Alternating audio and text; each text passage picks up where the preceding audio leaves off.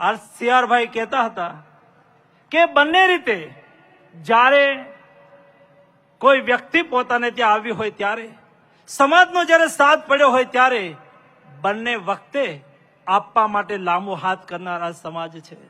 આ સમાજ એ પોતાની કદર કરી હોય એના પ્રત્યે સમર્પણ વ્યક્ત કરનારો સમાજ છે.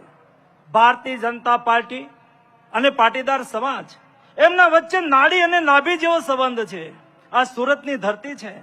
જ્યારે 80, 85 અને 95 આ એક દશકાની અંદર સૌરાષ્ટ્રની વિકટ પરિસ્થિતિ હતી, પાણીની સમસ્યા હતી.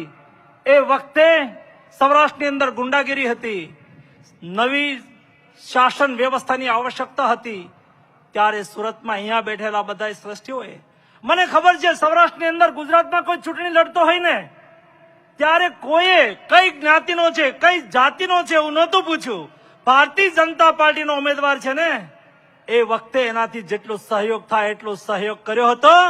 શાસન પરિવર્તન કર્યું હતું અને ભારતીય જનતા પાર્ટી સત્તામાં આવી હતી. દોસ્તો, ભારતીય જનતા પાર્ટીને સત્તા સ્થાને લાવવામાં પાટીદાર સમાજનો મહત્વપૂર્ણ ફાળો રહ્યો.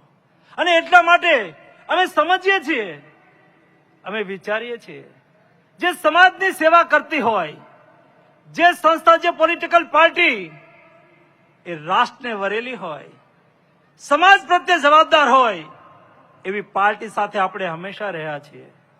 અને મેં એ સમય જોયો છે 2017 નો પીરિયડ.